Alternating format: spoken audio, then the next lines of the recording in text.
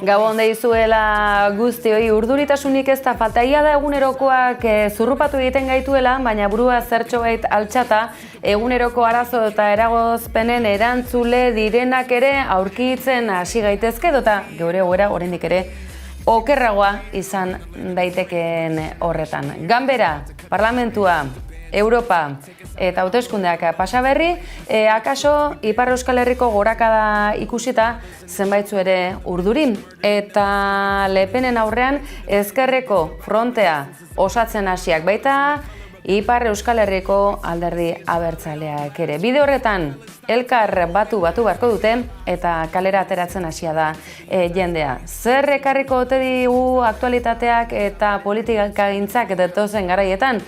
Ezin dugu kristalesko bola hori atera, baina kezkarako arrazoirik ez dela falta hori nabarmen. Bai, Hego Euskal Herrian eta gerikoa denez, Ipar Euskal Herrian.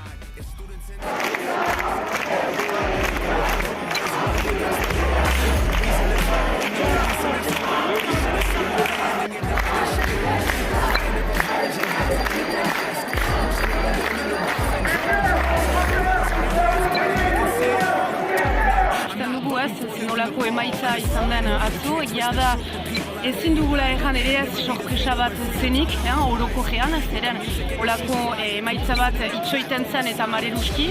Hala ere, Ipar Euskal Herriko emaitzak oso kezkagarriak dira, eta beraz, beharrezkoa da, atzo egiten genuen bezala, baina mobilizatzea eta fasismoa borrokatzea.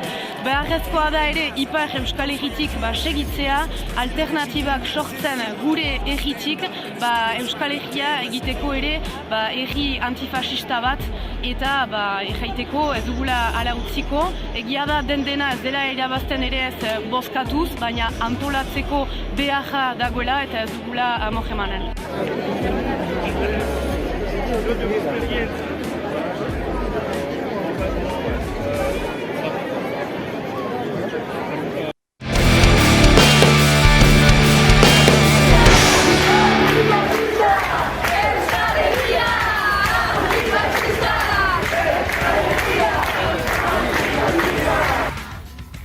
Analiziaren tartea dagokigu orain eta lehen abia puntua. Akaso Europa lehen eren nahiko eskuindarra zen, baina orain akaso ageriago edo gehiago edo ez dakit garai berrietara egokitutako eskuina da gaur egungoa eta neba da. Hauteskunde Europarrek atzenolako panorama utzi diguten ezin egona ere ikusi duzu Baionako kaleetan zer dugu honi buruz esateko gabon eta eskerrik asko Platoan bertan gainera gaur Zuriñe Rodríguez haze plazerra, haze sortea gurea. Gabon bai. Nola ikusten duzu? Eskuinaren gorakada europearretan. Aurre ikus ziteken, baina akaso aurreikusitakoa, baina gehiago Macronek bere burua ez du tokiz aldatu, baina Asamblea Nazionala desegin, Le Pen oso indartsu, mentxe etxean bertan dugu, Ipar Euskal Herriko datuak ere ikusi besterik ez, eskuina talde ezberdinetan gainera, eskuin muturra talde ezberdinetan zehatzago esango dugu, anitza eta toki guztietan, honezkero ezakite olagarroa bezala ondo zabalduta. Bai, egia da ez, igandean ikusi genuena, etzan berria, alegia ez, tendentzia bat darama azken urtetan ez, ultraeskuinaren gorakada eta, igandean ikusi genuena esan justuki tendentzia hori konfirmatzen dela ez. Nik bai uste berritasun bat ekarri zigula elektoralki hauteskunde hauek, ez emaitzak bira, normalen Europako hauteskundeak, deskonexio handiko hauteskundeak dira, Europan gertatzen dena Europan geratzen da, eta normalean ez daka inpakturik herrialde bakoitzaren barne politikan, ez? Sin embargo, honetan bai ikusi dugu, ez? Frantziako emaitzak ikusin bezain pronto, Frantzian izugarrizko ondorio bat izan du, ez? Eta Frantziako hauteskundeak deitu izan dira, ez? Orduan, ikusi duguna da, ez? Europan ultraeskuina gora egiten duen enean, estatuetan ere ultraeskuinak gora egiteko eta gobernatzeko aukera anitzak igotzen direla, ez? Orduan, bagaude oso momentu, nik esango nuke, ahul batean politikoki, ez? Ultraeskuinak goradoa, gobernabilidadea eukitzeko aukerak, eta aldi berean alternatibak benetan solidoak ez dira, ez? Euskal Herria, hobe esan da, ez? Euskal Autonomia Erkidegoa eta izan da pixkat irla bat zentzu horretan, ez? Europako emaitz guztiak ikusten baditugu, ez?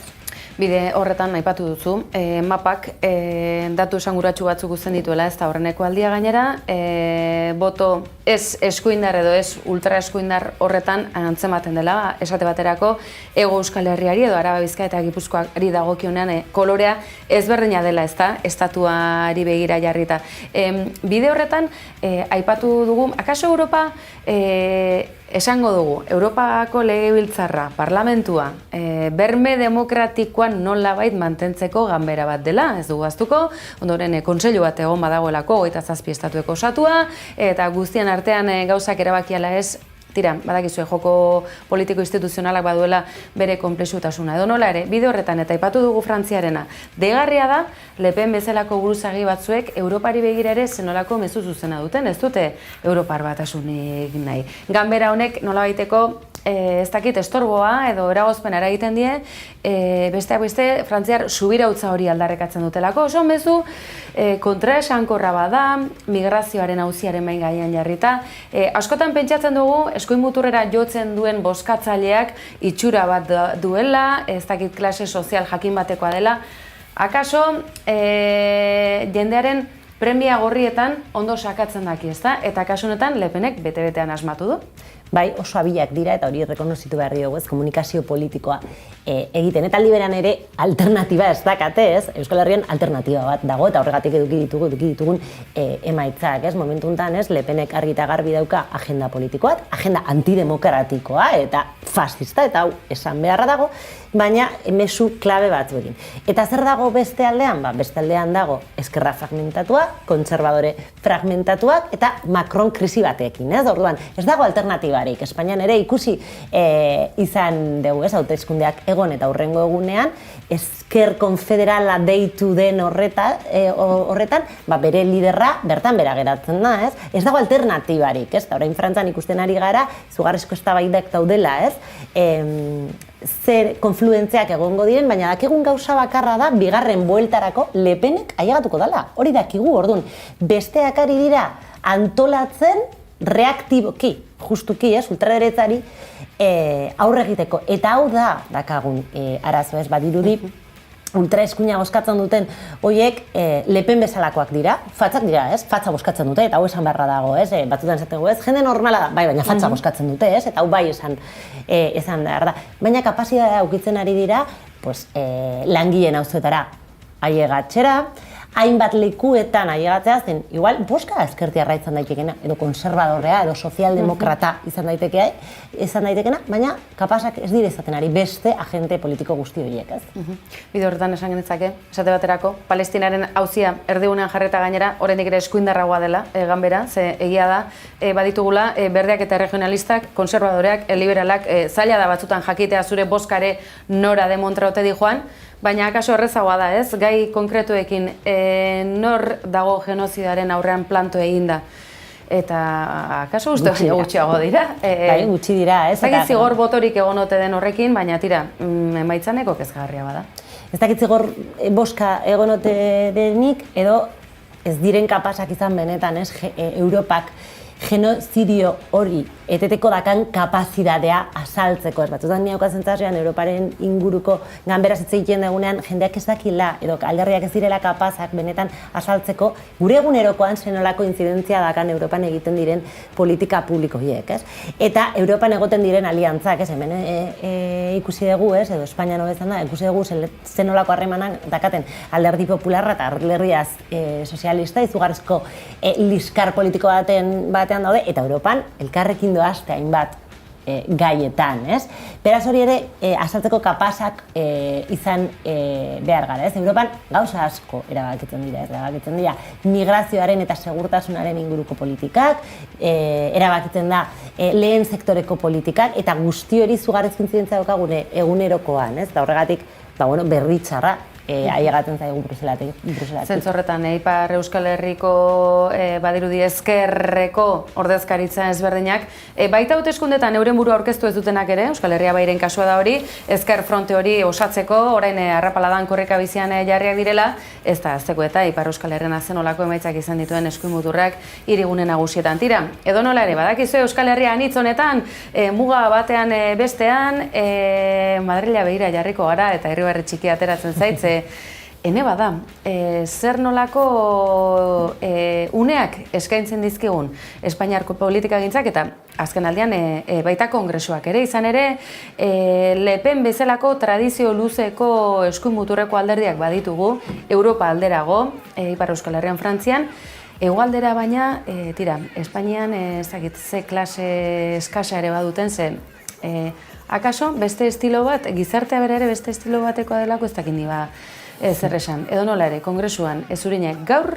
zer demontre gertatu da zen.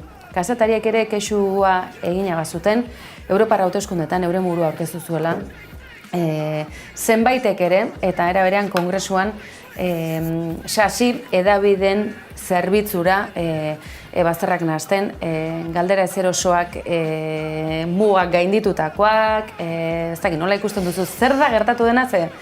Bai, gaurkoan gertakari interesgarri bat izan da. Bai, pare bat gauza gertatu dira, ez?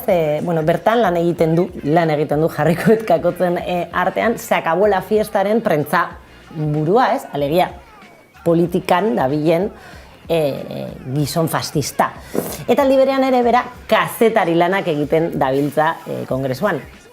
Ministroei galderak egiten, oposizioari galdera egiten, da, kasetariek planto egin dira, eta zen, zure lana politikan bada ezintzea hemen egon, ez? Orduan planto egin diote, netzako hori interesgarria da, zeren kordon sanitario bat ere egon da kasetarien artean, baina interesgarriena ez da, justuki hori ez bera lana egiten zebilen, puente ministroari galdera absurdoak egiten, eta jakin izan du, dei baten bitartez, itzilok eta orden bat bazakala, ez? Justoki kalumniak egiteagatik. Ez dakigu zer gertatuko den honekin, baina ikusten ari garena da, berri hona llegatzen dela judikatibatik, lehenengo aldia, esan barrea dago, eta impunidadea ez dakala, behintzat. Berri ona bada, ez? Baina pertsonaje honen inguruan, hauen inguruan itzein beharko genuke 3 eserleku lortu dutelako Europan, ez da gutxi 3 eserleku lortzea, gainera izen horrekin da, oso saguratzuak dira gizon, dira azerretutak dauden gizon horiek, fascista, misoginoak, arrasistak, eta programa politiko gabekoak, ez dugu ezagutzen, ez?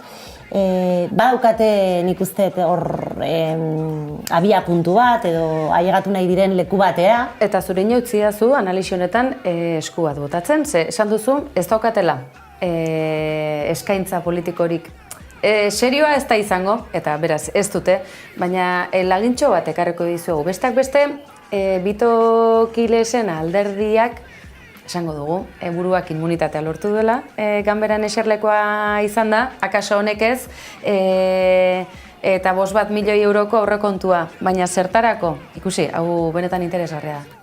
Porque aquí no somos tiranos, aquí respetamos la ley y la democracia y aplicando el Código Penal más vale que te escondas en un maletero porque te vamos a meter en prisión.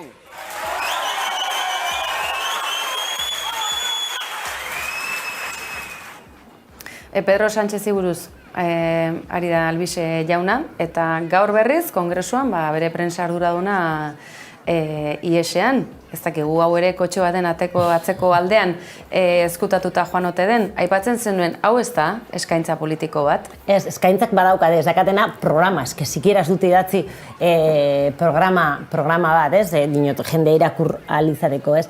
Badaukate referente oso klabe bat, eta da hori Nayib Bukele, argi eta garbi izan dute, El Salvadorreko presidentea da bere referente handienetariko bat, eta ondo dakigu, ez, Nayib Bukeleko politikak motatako politikak diren. Gaur bertan, bera, egin du publiko bideo bat, makroespetze bat El Salvadorren, eta bertan giza eskubideen urraketa sistematikoak ikusi ditugu, ez, presoak animali bat bezala tratatuta. Hoi da justuki gura dutena, migranteekin, delinkuentekin, ara, esaten diote, ez, jendeari, eta honi boskatu dio jende asko, ez, eta orduan nik bai batzutan bai betzen ez, hoien inguruan hitz egiten deula, baina nik interpelatu nahi ditut ere, ez, boskatzaile guztie hoiei, ez, zer da pentsatzen dutena eta zer da behar dutena, ez. Eta ardura hartzeko, besteak beste, Noski gerta daitekenarekin, ze Bukele aipatzen duzu, eta gainera elkarrizketatan Albise jaunak berak esan izan du Bukele txiki usteko asmoa zuela, eta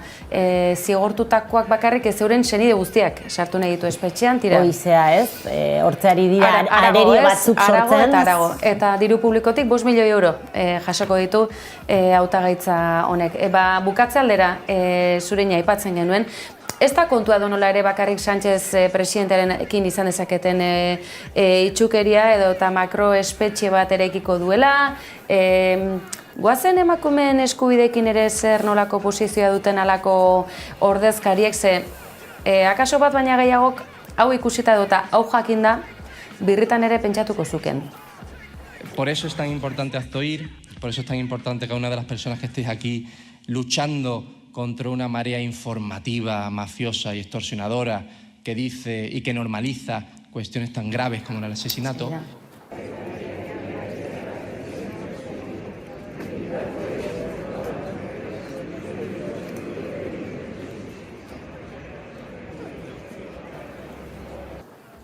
Madrilgo datorre haurdunaldia eteteko klinika atarian azken urteetan egindako kanpaina hoietan izandako parte hartzagatik saria.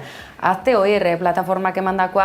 Honi buruz hitz egin izan dizuegu hemen, baina nahi izan ezkero googleatu eta ikusiko duzuen hola mugimendu ultrakatolikoek halako plataformak sustatzen dituzten.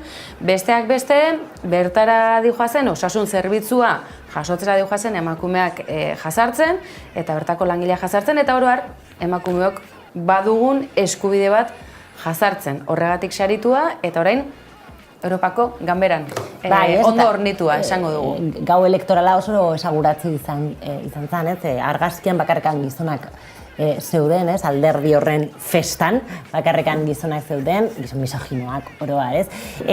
Arerioak sortzen ari dira eta arerioak nortzuk gea, arerioak gara historikoki poterea izan ez dugun guzti hoiek eta urteko borroken ondorioz poterea geure garetzan ari garen hoiek, alegia emakumeak, feministak, LGTB komunitatekoak, migranteak eta delakoak. Eta guzti horiek gure bere arerioak gea eta akabo egin nahi dute, ez? Eta hortako giza eskubideen urraketa sistematikoa ahalbidetu nahi dute, ez? Eta hauxe da, justuki, jende bat boskatu duna. Oain ikusi behar dugu bai, ze nolako harremana eukiko duen Alderdi Popularrarekin, eta ze nolako harremana eukiko duen Voxekin, ez? Vox adibidez atera zenean gogorat dezagun, hemen eztabaidatzen zen, ez? PP eta Vox harreman aukiko dute ez, eta entzuten genituen PPko buruzagi askori ez, guk hoiekin ez ditugu inongo harremanek eukin nahi, eta orain gobernatzen dute.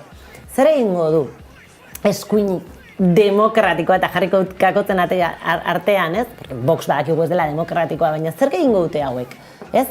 Aliatuko dira beste pertsonaje hauekin eta orduan ultraeskuinako fronte komun bat sortuko da Estatu Espainolean, ez, guzti hau jakin beharko genuke. Ez badira liatzen, orduan zen izango da bere jarrera eurekin. Ez da izango, Yolanda Díaz ez, horren zureinek, gaiztakeriazko galderak dira azken txampa honetan. Estatu Espainiarrean baote da aukerarik une honetan, halako fronte bat ez dakit, auspotzeko, badirudi Sánchez dela. Horren buru izan daiteken bakarra. Ezkerreko bigarren egindarra Espainian ezker soberanista da, ez? Eta hori asko esan nahi du justoki Espainiako ezkerraren inguruan, ez?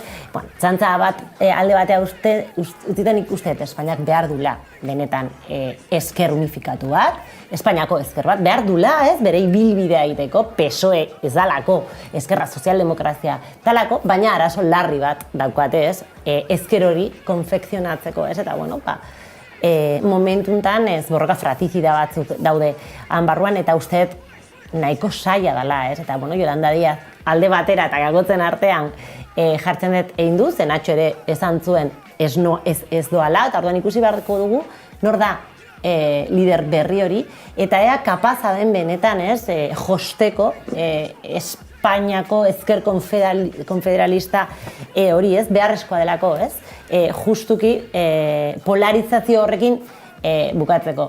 Nik gonbidatzen diet Euskal Herria etortzeko eta hemengo esker subiranistarekin hitz egiteko, edo Galiziako esker subiranistarekin hitz egiteko, zen, bueno, emaitzak onak dira hoienak, ez, orduan zerbait ondo egin omen dute.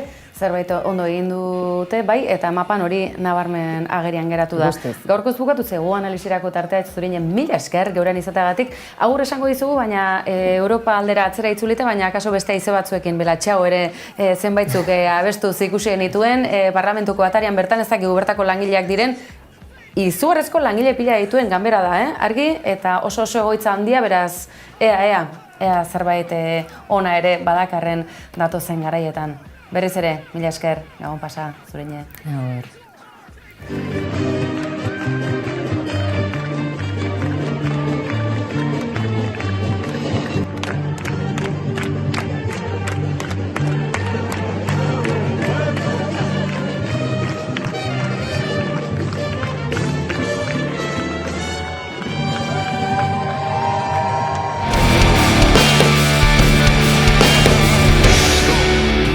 Chop, motherfuckers.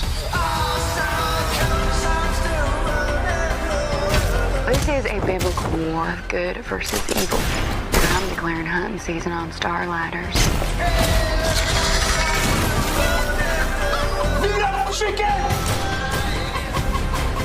I can't believe this is fucking happening to me again.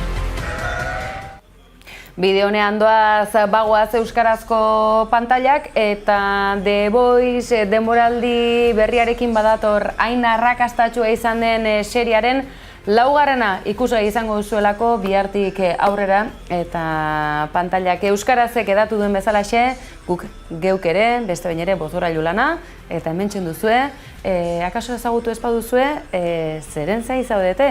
Euskarazko ekoizpenak, euskaraz bikoiztutakoak, euskaraz azpititulatuak ikusi egin behar dira, klikak behar dituzte, honek guztiak jarraipena izan dezan. Look, we've all done bad shit. What's insane is that our solution to every problem is murder. Violence isn't brave. Violence is power. That's a spirit, champ. Who wants a creamy, delicious milkshake? If we're ever gonna win against monsters, we need to start acting human.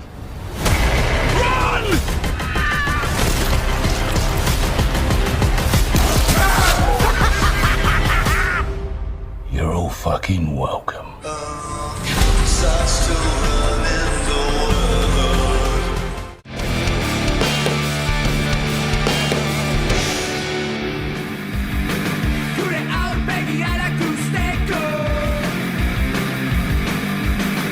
Said